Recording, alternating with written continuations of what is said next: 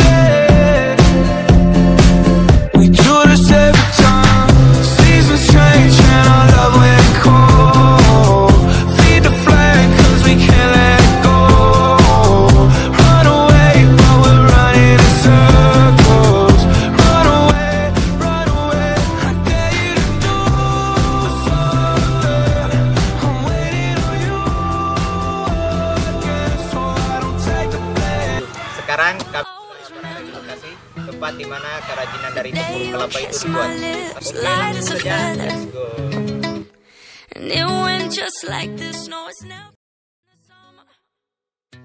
Oke teman-teman, sekarang saya akan mewawancarai seorang bapak pengusaha kerajinan dari tempurung kelapa. Oke, langsung saja kita tanyakan langsung.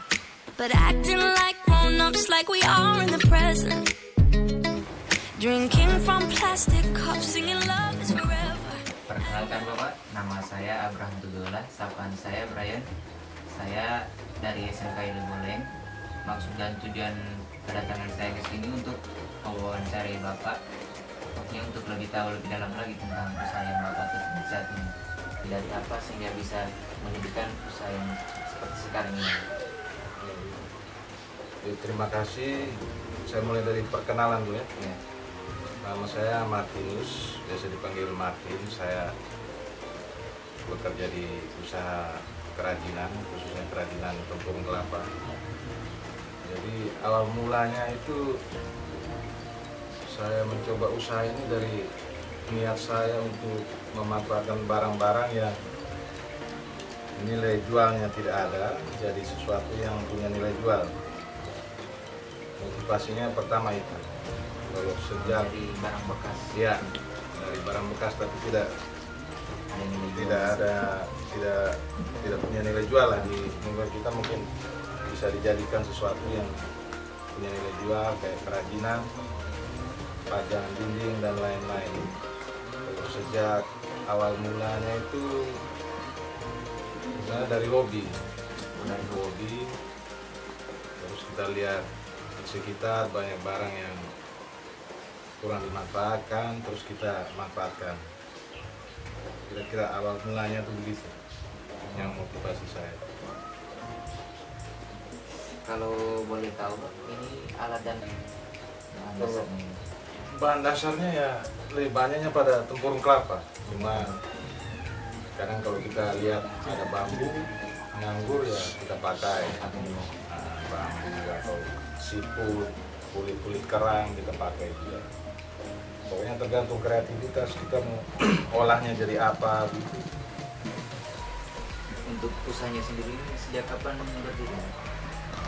Usaha ini saya mulai geluti itu sekitar, ini sudah berjalan 2 tahun lebih.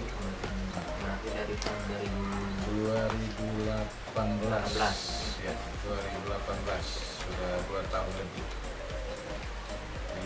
Ini kan bahan dasar yang paling mendominasi kan tempurung kelapa ya Pak? Ya. Untuk sekali pembuatannya itu bisa dihasilkan berapa banyak? Satu kali pembuatan dalam satu hari kayak cantik ini. Kalau kayak cangkir begini nih, karena saya masih kerja sendiri tuh ini, kalau cangkir begini satu hari mungkin tidak terlalu banyak usahanya, tidak sampai 10. Kalau kita kebut begitu paling paling mentoknya tuh 10 cangkir begini. Kalau untuk cangkir, tapi kalau hanya cangkir, tapi kalau dengan seperti ini berarti ini makan waktu lagi. Jadi paling sehari itu bisa hanya paling 1 cerek 4 cangkir. Biasanya gitu. Dalam 1 hari bisa habiskan Ya. 1 cerek 4 cangkir. Dan 4 cangkir kalau bikin cangkir. Tapi kalau kayak bikin sudah kayak pajangan begini nih, Seminggu ini bisa makan ini waktu bisa berapa? sampai 3-4 hari baru selesai satu ini saja, karena kayak ini dia kita harus nunggu kering baru sambung kerja yang lain gitu. Kayak pasir gini kan ini dicampur lem, tunggu kering baru bisa kerja yang lain.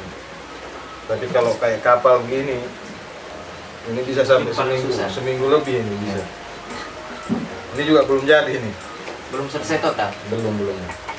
Ini karena kita harus tempel satu-satu tuh ini. Tempurungnya dari pecahan tempurung ditempel satu-satu. Satu-satu udah makan waktu. Ini juga belum selesai, belum terlalu detail. Jadi untuk waktu pengerjaan tuh tergantung produknya juga, tingkat kesulitannya juga. Kalau untuk boleh tahu langkah-langkah penyelesaiannya seperti apa ya? Kayak cerek ini. Langkah-langkah penyelesaiannya. Untuk cerek ini karena untuk minum, taruh air, berarti yang kita bersihkan hanya bagian luar, bagian dalam ini Bagian kita tidak apa-apakan, hanya dikorek sedikit. Sedikit. Dan kalau finishing juga hanya di bagian luar. Karena Ini di warna dalam ya? tidak ini warna aslinya, Warna asli. hanya pakai vernis biasa. Oh, Ini yang tidak diapa-apakan, hanya dibersihkan karena diisi air. Ya. pakai itu ya. Ini semua pakai lem, dirangkai sampai kayak jadi bentuk cangkir. Bentuk apa? Deko. Tapi di bagian dalam itu kalau kita buat tuh usahakan jangan sampai kena lem, kena cat. Dia harus murni, tidak boleh kena Harus bersih. Ya, Biar higienis ya. ya, karena untuk air minum kan begitu kira-kira. Kalau untuk cara pemasarannya sendiri itu gimana? Cara Kalau pemasarannya? pemasaran produk yang sekarang yang saya jalani ini cuma sebatas paling kita posting di media sosial, Media sosial. Facebook, Instagram, YouTube. Selebihnya itu paling kalau ada pameran, misalnya dari Pemda adakan pameran, kita diundang ikut, itu juga kita bisa pasarkan di situ. Pemasaran. Sekarang juga dari kantor ke kantor atau dari rumah ke rumah kita pasarkan. Kadang bawa dengan contohnya langsung, kadang hanya bawa dengan gambar. Ya. Nanti paling di order dulu, kita pose buat, selesai baru kita antar. Biasanya begitu. Untuk harganya ini saya boleh tahu harganya berapa? Kalau harga tuh pastinya beda-beda ya. Kalau kayak perahu begini bisa kita jual tuh bisa sampai 500.000 bisa. Untuk yang paling mahal sih apa? Kalau paling mahal paling lukisan-lukisan. Contohnya yang ini ada sudah Sudah di dijual. Eropa. Kalau lukisan itu bisa sampai 3 juta.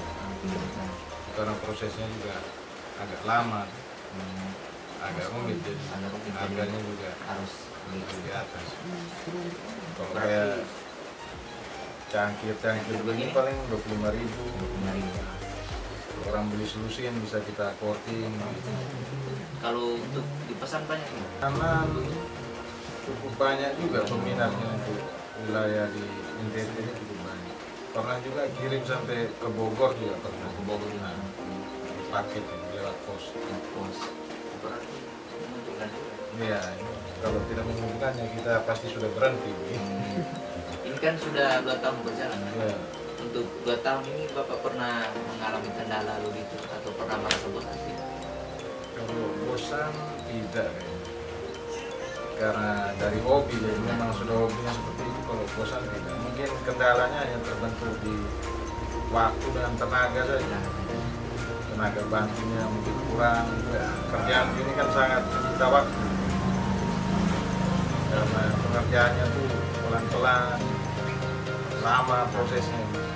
Ini Bapak kerja sendiri atau ada asisten tambahan? Sementara sendiri, tapi ada beberapa adik-adik yang bantu. Itu digaji atau sukarela? Kalau gaji sih tidak, cuma kayak kita habis drop barang, terima uang, pasti kita nanti ada hitung-hitungan. Jadi bukan gaji.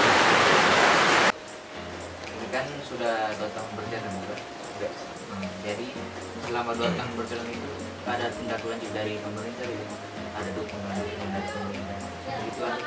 Selama 2 tahun ini ada. Pemerintah cukup perhatikan ya, kayak UMKM itu ada. Misalnya kayak